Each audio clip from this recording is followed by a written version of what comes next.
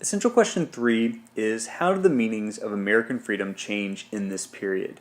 The first and really most important thing to talk about in this time period, in terms of the way conceptions of American freedom change, is a concept referred to as manifest destiny.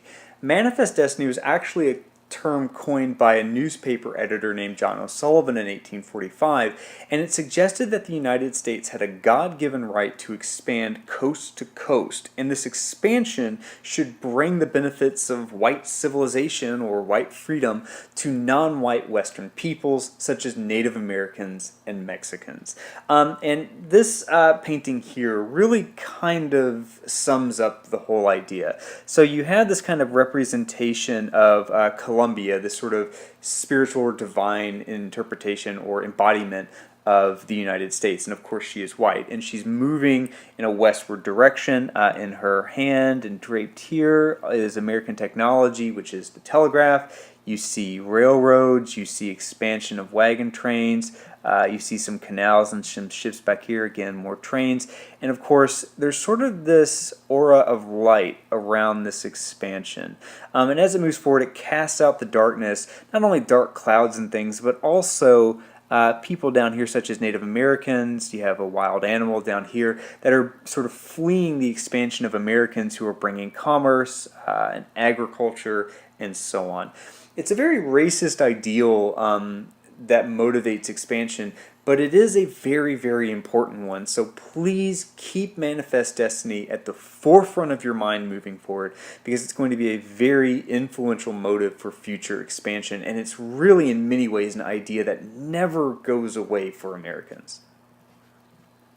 Another new concept is something called transcendentalism, and this was a philosophical and literary movement that emphasized living a simple life and celebrating the truth found in nature. Its chief proponents were Ralph Waldo Emerson and Henry David Thoreau, two writers and poets that you are probably somewhat familiar with from your literature classes.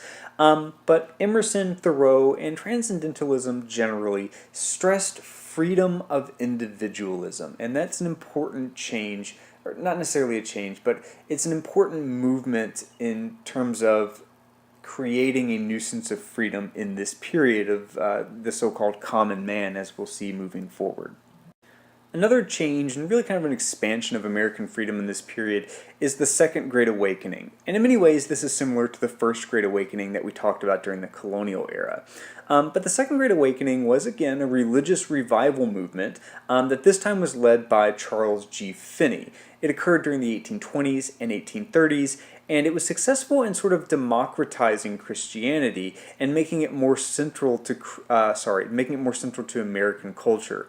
It's also responsible for the proliferation of Protestant denominations in the United States by stressing the right of private judgment in spiritual matters and personal choices to achieve salvation. Also, I should add, the Second Great Awakening was crucial in completing the conversion of most slaves to Christianity. Remember, that conversion process kind of started during the First Great Awakening in the colonial era, but is cemented in the early 1800s with the Second Great Awakening.